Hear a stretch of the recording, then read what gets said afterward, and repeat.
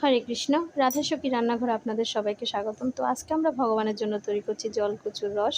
তো এখানে আমি এক টুকরা জলকচুকে লম্বা লম্বা করে ফ্রেঞ্চ ফ্রাইয়ের মতো কেটে নেব। আর লাগবে দুটো বড় সাইজের আলু, যাকে আমি জলকচুর মতোই কেটে নেব।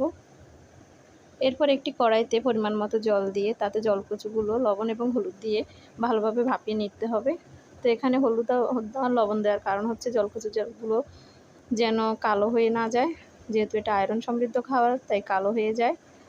তো এখন বাজারে প্রচুর পরিমাণে জলকচু পাওয়া যায়। তো আমি ঢেকে ভাপিয়ে নেব।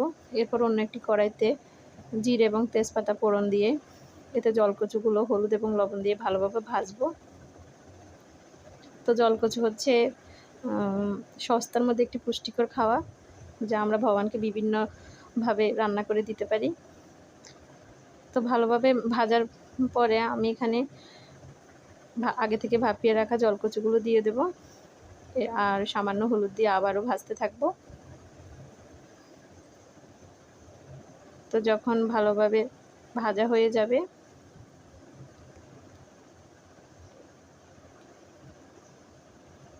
তখন আমি 1 চামচ আদা দিয়ে দেব এবং আবারও ভাজতে থাকবো যতক্ষণ পর্যন্ত না আদার কাঁচা গন্ধটা না যায়।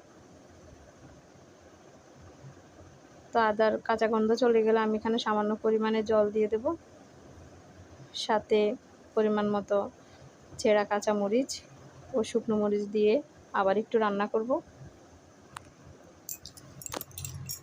তো এর আগে আমি জলকচুর একটি আইটেম ইউটিউবে দিয়েছি, তো আরও কয়েকটা আইটেমও আমি সামনে দেব।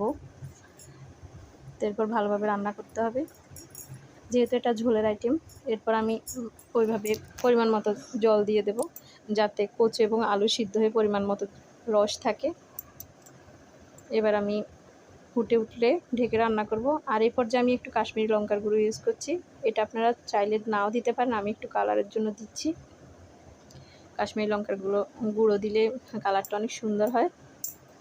তো আমি ঢেকে রান্না করব আলু এবং জলকচুটা সিদ্ধ হওয়া পর্যন্ত।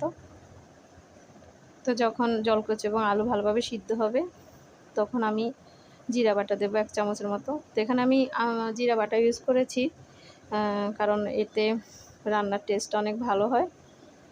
তো আপনারা চাইলে গুঁড়ো জিরাও ইউজ করতে পারেন, তবে বাটাটা ইউজ করার চেষ্টা করবেন। আর এই পর্যায়ে আমি আলুগুলো একটু ভেঙে দিব, যাতে রসটা একটু ঘন হয়।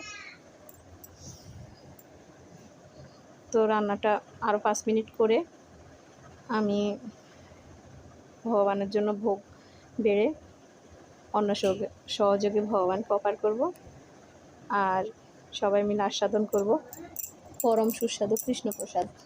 হরে কৃষ্ণ।